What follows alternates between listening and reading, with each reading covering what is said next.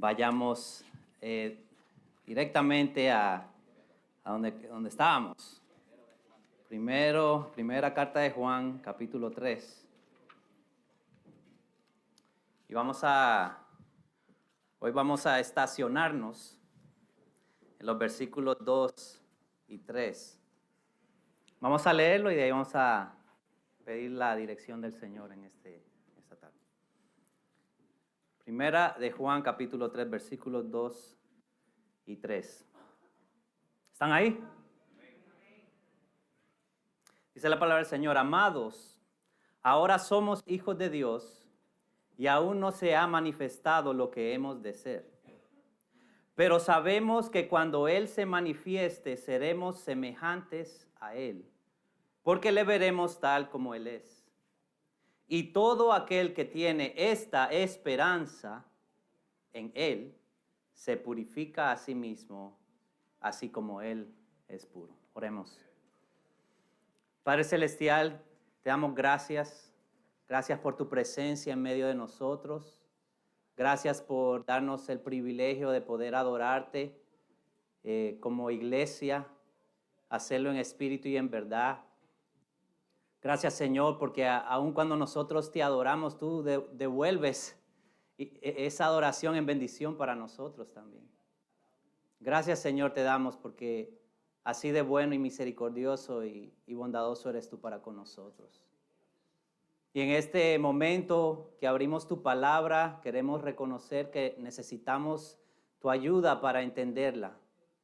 Así que te pedimos que tu Espíritu Santo nos ilumines nuestra mente y que podamos, Señor, comprender lo que tú estás diciéndonos en esta tarde a nuestros corazones. Ilumínanos, Señor.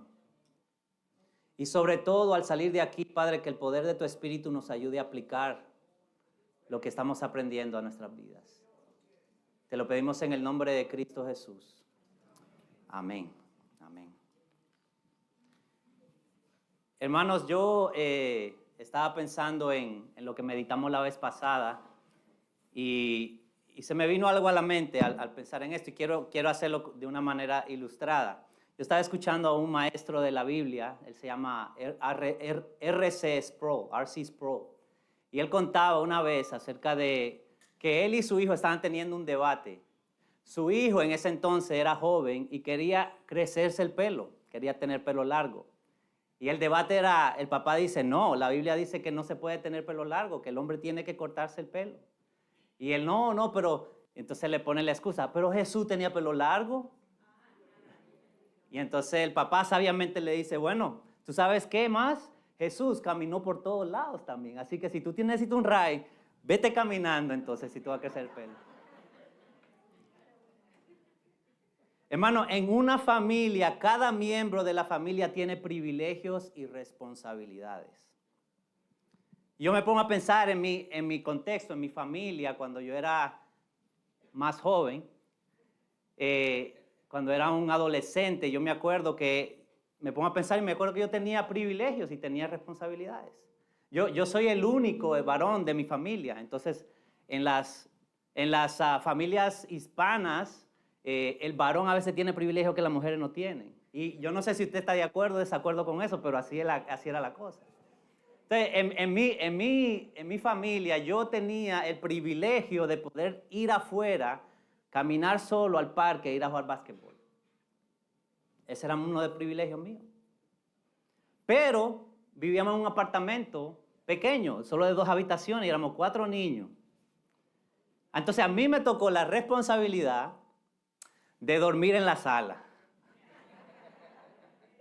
Eso es lo que me tocó a mí. Yo tenía el privilegio de ir a jugar básquetbol solito y ir afuera, pero me tocó la sala como mi cuarto. De ahí nos mudamos a otro apartamento que tenía 3 cuartos. Y como yo era el único varón, me tocó un cuarto para mí. Y las mujeres, mis 3 hermanas, en el cuarto grande estaban, yo tenía mi cuarto. Pero ¿sabe qué? Que cuando venía una nevada grandísima, ¿quién tenía que ir a paliar afuera? Yo. Si mi hermanita pequeña quería ir a construir un hombre de nieve, ¿quién era el que iba para afuera? Esa era mi responsabilidad. En nuestras familias tenemos responsabilidades y privilegios. Cuando mi hijo mayor se pone a reclamar que por qué él tiene que hacer más que los demás, yo le digo, bueno, tú eres más grande y tienes privilegios que ellos no tienen también. Hay cosas que yo te confío a ti que no le puedo confiar a Julián. Tenemos privilegios y responsabilidades en nuestro hogar. El domingo pasado, hermanos, comenzamos nuestro viaje a través del capítulo 3 de Primera de Juan. Y dijimos que en este capítulo podemos encontrar las características de la familia de Dios.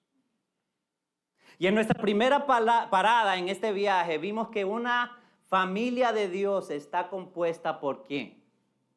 Por hijos de Dios.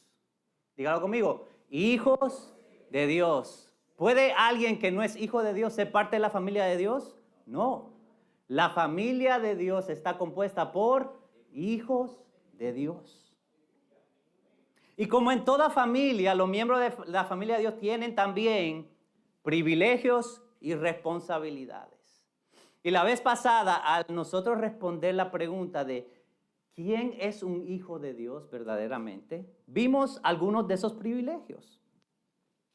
Uno de esos privilegios es el poder ser llamados hijos de Dios. Que Dios te pueda llamar a ti y a mí un hijo de Él, eso es un privilegio. Otro privilegio que vimos también es todas las bendiciones que conllevan el ser un hijo de Dios. Por ejemplo, hablamos acerca de esa transformación interna que ocurre cuando Dios viene a la vida de un impío y lo cambia por dentro, cambia su mente y cambia su corazón para que ahora esta persona pueda amar a Dios, para que ahora esta persona pueda vivir para Dios, para que sus anhelos sean para con Dios. Eso es un privilegio. Otro privilegio, hermanos, es el sello del Espíritu Santo. Cuando Dios nos cambia por adentro, Él no nos deja así, Él nos sella con el Espíritu Santo. Y esa es la garantía de que somos sus hijos y que siempre seremos sus hijos. Que llegaremos al final y vamos a ser llamados hijos de Él. Y otro privilegio, hermano, es el que al venir a Cristo, al ser transformados por el poder de Dios, recibimos una nueva identidad. Ya no somos lo que éramos antes. El pecado que nos agobiaba y que nos definía anteriormente, ya esa no es nuestra identidad. Ahora somos hijos de Dios. Hoy, al continuar con la siguiente característica de la familia de Dios, hermanos, veremos algunos privilegios más que tenemos como hijos de Dios. Y esta segunda característica, si lo está escribiendo, oiga, la primera característica de la familia de Dios es que está compuesta ¿por qué? Dígalo duro. Ok. La segunda característica de la familia de Dios es que vive con una esperanza maravillosa. La familia de Dios vive con una esperanza maravillosa. Vamos al versículo 2. Versículo 2 dice, amados, ahora somos hijos de Dios y aún no se ha manifestado lo que hemos de ser. Ahora esta expresión, cuando dice aún no se ha manifestado lo que hemos de ser, el apóstol está diciendo en otras palabras, si ser hijos de Dios, hermanos, es bueno, si ser hijos de Dios tiene todos estos beneficios y privilegios, esto no es todo. Algo mucho mejor viene más adelante. ¿Qué es eso? Es la esperanza maravillosa. Sigamos en el versículo. Dice, aún no se ha manifestado lo que hemos de ser. Pero sabemos que cuando Él se manifieste, seremos semejantes a Él. ¿Cuál es esta esperanza maravillosa de la que yo me estoy refiriendo? Bueno, es lo que acabamos de leer, que un día, hermanos, un día seremos semejantes ¿a quién? A Dios. A Dios. ¿Y qué quiere decir esto de que vamos a ser semejantes a Dios? ¿Quiere decir que vamos a hacer una réplica de Dios? ¿Yo voy a ser como un Dios, como Él? No, pero sabemos que en alguna manera nosotros vamos a ser similares a Él. Y usted se pregunta, bueno, José, pero ¿cómo así? ¿Qué es eso? Yo quiero que vayamos a la carta de los Romanos, porque el apóstol Pablo nos ayuda a indagar a qué quiere decir esto. Romanos capítulo 8, vamos todos allá. Romanos capítulo 8. Y vamos a empezar en el versículo 15. ¿Estamos ahí? Ok. Dice el versículo 15. Pues no habéis recibido el espíritu de esclavitud para estar otra vez en temor. Pablo hablándole a los creyentes, le dice, ustedes no han recibido un espíritu de esclavitud. No hay necesidad de vivir en temor, sino que habéis recibido el espíritu de adopción.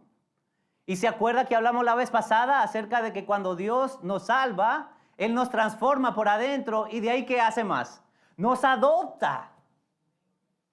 Hace un contrato legal y dice, tú eres adoptado, hijo mío, y tú tienes todos los beneficios que vienen con eso. El espíritu de adopción. Hemos recibido el espíritu de adopción por el cual clamamos, Abba Padre. Así que Pablo está hablando acerca de lo mismo aquí. Ser adoptados hijos de Dios. Versículo 16 dice, el espíritu mismo da testimonio a nuestro espíritu de que somos ¿qué? Hijos de Dios. Estamos hablando de quiénes son hijos de Dios aquí. Versículo 17. Y si hijos de Dios, y si hijos, también ¿qué? Herederos de Dios y coherederos con Cristo. Si es que padecemos juntamente con Él. Y aquí es a donde vamos. Para que juntamente con Él seamos ¿qué? Glorificados.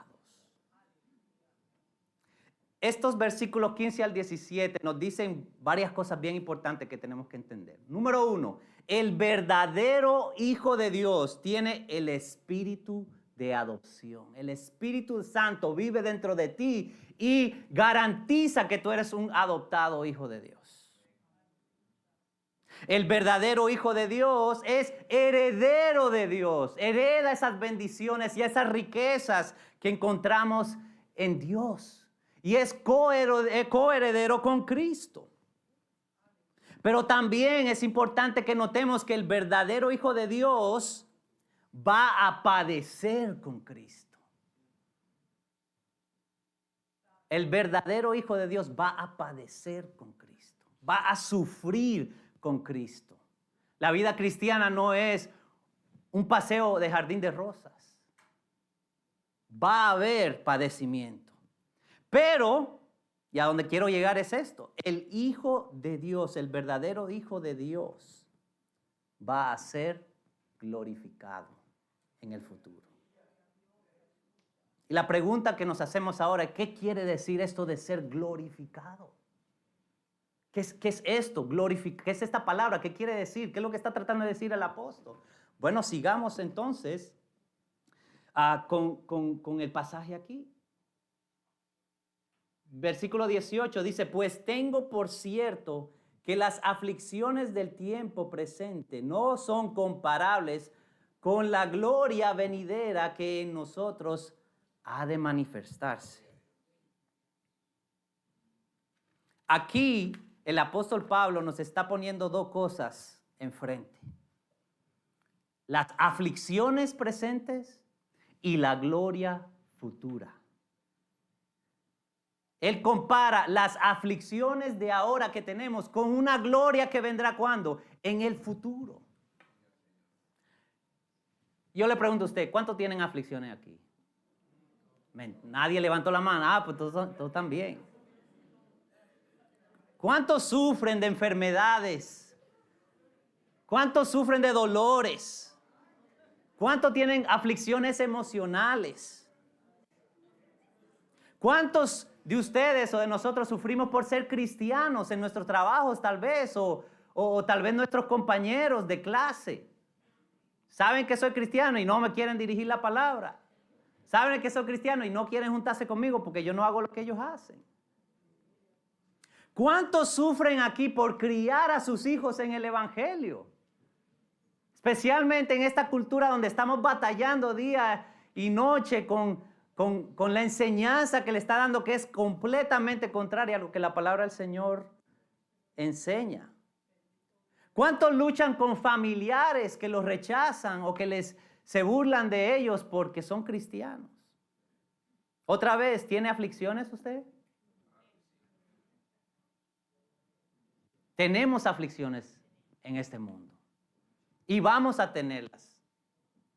Pero aquí el apóstol nos compara estas aflicciones con algo y dice esto, versículo 18 otra vez. Dicen que estas aflicciones del tiempo presente no son comparables. O sea, la aflicción que tú sientes y el dolor que tú sientes ahorita no se va a comparar a algo que viene allá en el futuro. Tú crees que estás sufriendo y está difícil. Bueno, la gloria venidera va a ser 1000 veces mejor que eso.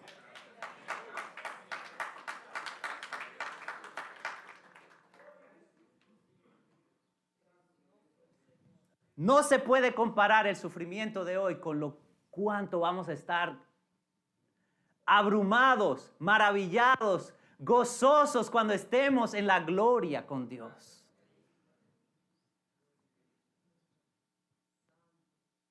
Pero algo de esta gloria venidera dice que en nosotros ha de manifestarse. Algo va a manifestarse en nosotros que tiene mucho que ver con esta gloria venidera. ¿Qué es eso? Es que el ser glorificado, hermanos, es ser hecho físicamente y espiritualmente semejante a Cristo. ¿Usted entendió eso? Nosotros, yo, tú, si somos hijos de Dios, nuestro cuerpo y nuestro ser va a ser transformado literalmente para que seamos iguales a Cristo resucitado. Vamos a ser semejantes a Él. Y esas aflicciones ya no van a ser. Ya no vamos a estar sufriendo con estas cosas. Versículo 19, sigamos adelante. Porque el anhelo ardiente de la creación es el aguardar la manifestación de los hijos de Dios. Pablo usa la creación y la ata a lo que va a pasar con los hijos de Dios. Y dice que la creación espera ardientemente. ¿Usted entiende ese concepto? ¿Qué es ardientemente? Que usted lo espera y lo anhela tanto que se siente como que se está quemando. Así de tanto anhela la creación que se manifieste lo que nos va a pasar a los hijos de Dios. Sigamos adelante. Porque la creación fue sujetada a vanidad, no por su propia voluntad, sino por causa del que la sujetó en esperanza. O sea que la creación está sujetada a esta esperanza que tenemos los hijos de Dios. ¿Y qué es esto de que fue sujetada a vanidad? ¿Qué quiere decir eso? Vamos al versículo 21. Porque también la creación misma será libertada ¿de qué? De la esclavitud de corrupción. Aquí hay algo que tenemos que entender, hermano, bien importante, para que entendamos esto de la manifestación de los hijos de Dios. Cuando Adán y Eva cayeron, desobedecieron a Dios, ellos le dieron entrada a la corrupción del pecado. ¿Y cuál es la consecuencia de esa corrupción del pecado? Bueno, que tenemos cuerpos que eventualmente van a morir. Que tenemos cuerpos que sufren, que se enferman, que tienen achaques de todo tipo. Tenemos problemas mentales, tenemos problemas emocionales, todo resultado de ese pecado que fue introducido en el principio. Y Dios ató al ser humano con la creación. Entonces, al entrar la corrupción a través del ser humano, se corrompió toda la tierra. Y por eso vemos guerra, por eso vemos abuso, por eso vemos todos los tipos de males que vemos en este mundo. Y dice aquí que la tierra está en esclavitud. Así como nuestros cuerpos están en esclavitud también. Gloria a Dios, porque cuando aceptamos al Señor Jesucristo, ya no somos esclavos del pecado. El pecado no tiene control de nuestras vidas. Jesús nos libertó de su mando, de su control. Pero ¿sabe qué? Nuestros cuerpos todavía están corrompidos por el pecado. Y la tierra está corrompida por el pecado todavía. Así que la tierra espera ardientemente que se manifieste lo que va a pasar. ¿Y qué es esto? Otra vez, versículo 21. Porque también la creación misma será libertada de la esclavitud de corrupción, a la libertad gloriosa de los hijos de Dios. Viene un tiempo donde va a haber libertad de la corrupción del pecado. La creación va a ser liberada. Nuestros cuerpos, los que somos hijos de Dios, van a ser liberados de esa corrupción del pecado.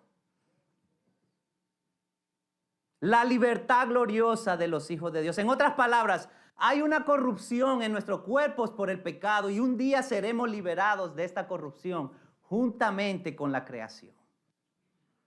Y el versículo 22, sigamos adelante. Porque sabemos que toda la creación gime a una. Y a una esta ¿con qué? Con dolores de parto. Las mujeres saben muy bien qué quiere decir eso, ¿verdad? Así de tanto anhela la creación que venga ese día donde va a haber libertad de esa esclavitud de la corrupción. La creación gime. Versículo 23. Y no solo ella, sino que también nosotros mismos. Gemimos dentro de nosotros mismos, esperando la adopción, la redención de nuestro cuerpo.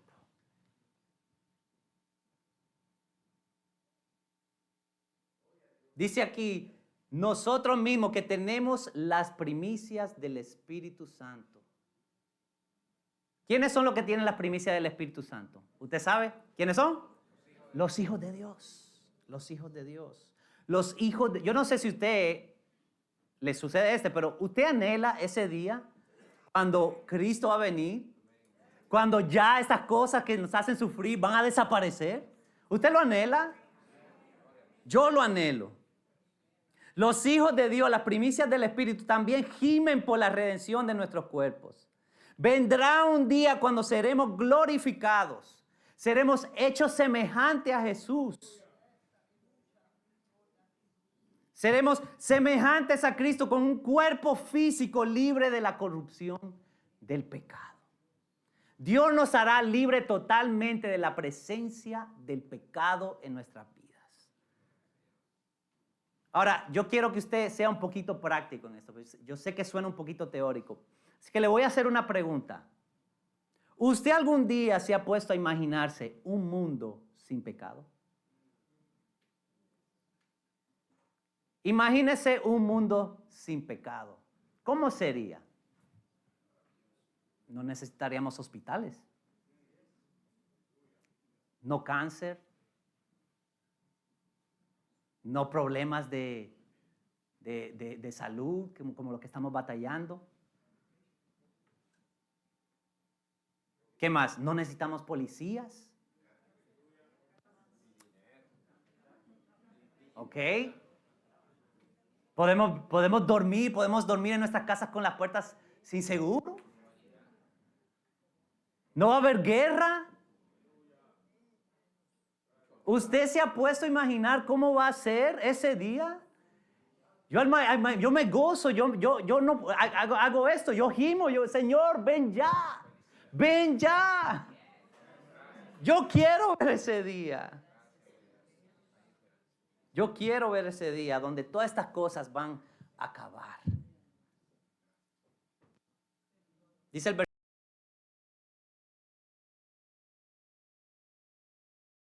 Vamos de regreso a la carta de Juan. Hay algo más. Si eso no fuera suficiente, hay algo más. Versículo 2 otra vez.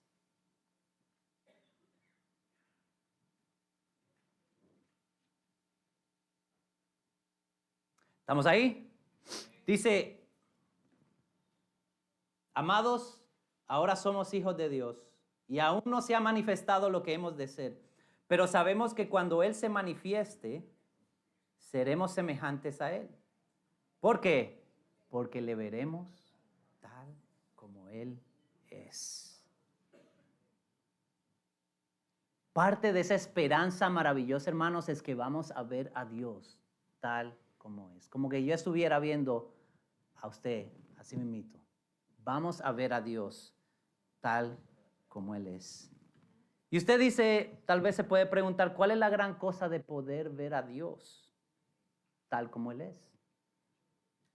Vamos a Éxodo, capítulo 33. ¿Usted creyó que se escapó? No, va a seguir haciendo ejercicio. Sí, ejercicio bíblico aquí, vamos. Éxodo 33, versículo 18.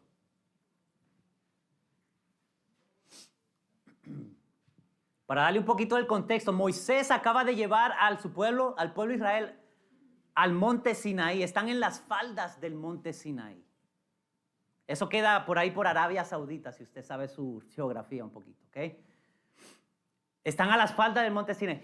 Dios, Jehová, se ha manifestado en el monte y hay relámpagos y hay truenos y hay humo y eso es un espectáculo increíble. Dios llama a Moisés, le da los 10 mandamientos. Moisés baja, le dice al pueblo lo que ha pasado, lo que Dios le ha dicho. El pueblo está lleno de temor y dice, Moisés, habla tú con Dios, porque si nosotros nos acercamos, vamos a morir. Versículo 18. Moisés le dice una petición bien interesante a Dios. Porque Moisés le dice, Dios, si tú no vas con nosotros a la tierra prometida, yo no quiero ir. Yo quiero que tu presencia esté con nosotros. Yo quiero que tú estés y vayas con nosotros. Versículo 18 dice, entonces le dijo, él entonces dijo, este es Moisés hablándole a Dios, te ruego que me muestres tu gloria. Entonces Dios le respondió, yo haré pasar todo mi bien delante de tu rostro y proclamaré el nombre de Jehová delante de ti. Y tendré misericordia del que tendré misericordia y seré clemente para con el que seré clemente. Dijo más, no podrás ver ¿qué? Mi rostro. ¿Por qué? Porque no me verá hombre y ¿qué? Vivirá. ¿Qué pasa si tú o yo nos paramos en la presencia del Señor en este estado en el que estamos y lo vemos cara a cara? Vamos a morir. Vamos a morir. Y eso es lo que Dios dice. No puede verme hombre y vivir. Y entonces dice Dios, aún dijo a un Jehová, he aquí en un lugar junto a mí tú estarás sobre la peña. Y cuando pase mi gloria, yo te pondré en una hendidura, te voy a esconder en un hoyito. Te voy a esconder. Y te cubriré con mi mano. No solo lo va a esconder en el hoyo, va a tapar el hoyo. Así de serio es el asunto de estar en la presencia del Señor.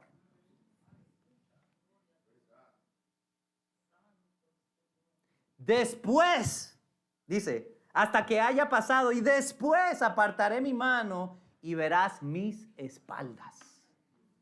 Mas no se verá mi rostro. Eso es misericordia de Dios con Moisés. Así de serio es el asunto, pero si eso no es suficiente, vamos a Isaías capítulo 6. Isaías capítulo 6. Isaías capítulo 6.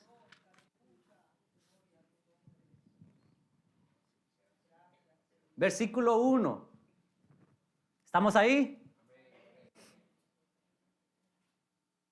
Isaías escribe diciendo, en el año que murió el rey Usías, vi yo al Señor. ¿A quién vio Isaías? al Señor sentado sobre su trono, sobre un trono alto y sublime, y sus faldas llenaban el templo. Por encima de él había serafines, cada uno tenía 6 alas, con 2 cubrían sus rostros, con 2 cubrían sus pies, con 2 volaban. Y el uno al otro daban voces diciendo, dígalo conmigo, Santo, Santo, Santo Jehová de los ejércitos, toda la tierra está llena de su gloria.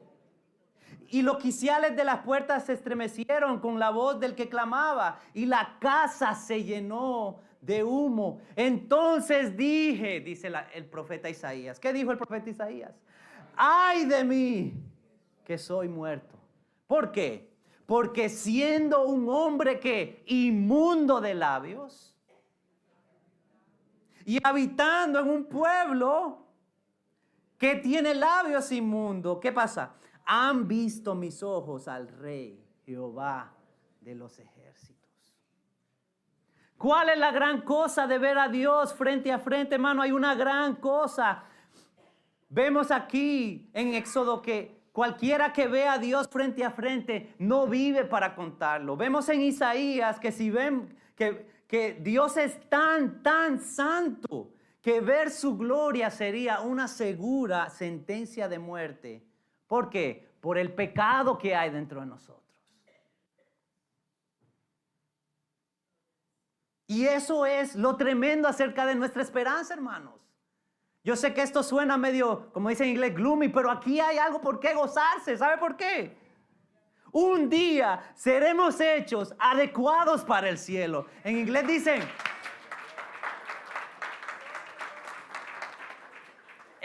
dicen, you will be made fit for heaven. Vamos a ser hechos adecuados para el cielo porque vamos a estar en la misma presencia de Dios. Vamos a verlo tal como Él es. Y no vamos a caer muertos. Así que la familia de Dios vive con esa esperanza maravillosa. La familia de Dios está compuesta por verdaderos ¿qué? Hijos de Dios. Y vive con la esperanza maravillosa de un día, ser libre de la corrupción y la presencia del pecado. Con cuerpos glorificados como el de nuestro Señor Jesucristo. Y de un día, hermanos, ver a Dios tal como Él es. Versículo 3 de Juan para terminar, hermanos. A la luz de esta esperanza, ¿cómo debemos reaccionar nosotros? Porque esto suena bonito, hermanos, suena bonito. Un día vamos a no haber pecado, ya no voy a sufrir, voy a estar en la presencia de Dios, pero ¿cómo me va a afectar esto ahora? Ahora. Versículo 3. Y todo aquel que tiene esta esperanza en Él, ¿qué hace? Se purifica a sí mismo como Él es puro. Así como Él es puro. Este versículo termina diciendo que el que tiene esta esperanza maravillosa se purifica a sí mismo. Así como tenemos privilegios como hijos de Dios, hermanos, así como tenemos los privilegios de que hemos sido transformados, hemos sido cambiados por adentro, hemos sido adoptados eternamente como hijos de Dios. Tenemos al Espíritu Santo dentro de nosotros que nos sella y que nos da el poder y la fuerza para vivir para Dios. Así como tenemos esos privilegios, también tenemos responsabilidades. Y esto nos lleva a la tercera característica de la familia de Dios. La familia de Dios vive en santidad. ¿Usted quiere saber qué quiere decir eso? En 2 domingos hablamos.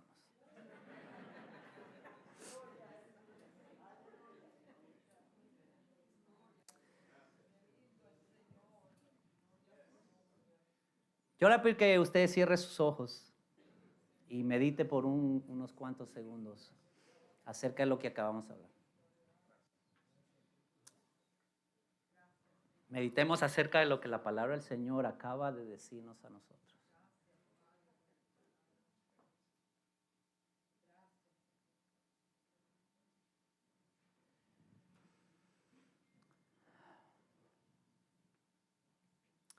¿Eres tú un verdadero hijo de Dios?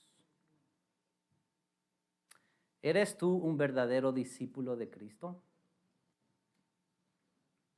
Si lo eres, gózate.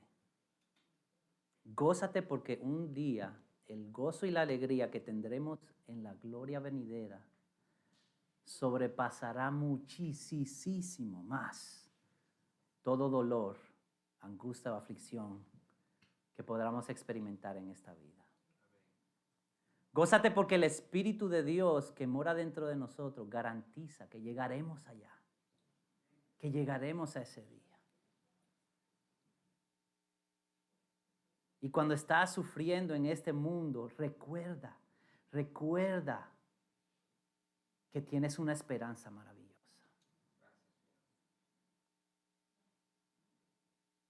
Ahora, si tú no eres hijo de Dios o no estás seguro, si lo eres, creo que Dios ha sido muy claro hoy en día. Él te está llamando. Él te está llamando. Estás esclavizado en pecado. Estás condenado a muerte eterna, separado de Dios en el infierno. Pero Dios, que es rico en misericordia, te está llamando. Y te está diciendo, yo quiero hacerte hijo mío. Yo quiero adoptarte. Yo quiero que tú tengas esta esperanza maravillosa también. Da tu vida a Dios hoy.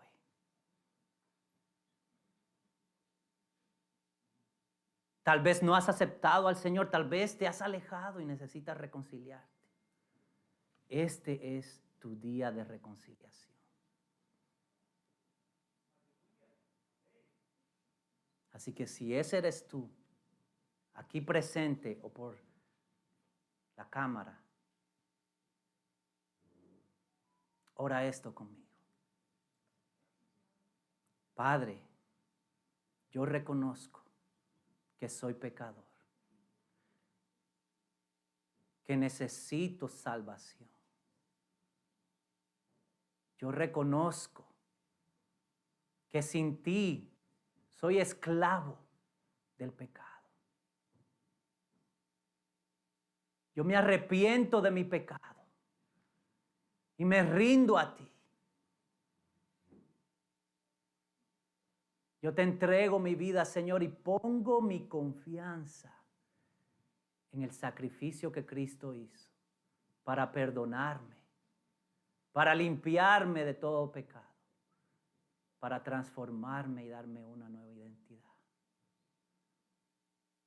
Gracias, Señor, porque yo sé que al entregar mi vida, al rendirme a ti y confesar mi pecado, tú me das adopción, me haces hijo tuyo y me das esta esperanza maravillosa. En el nombre de Jesús.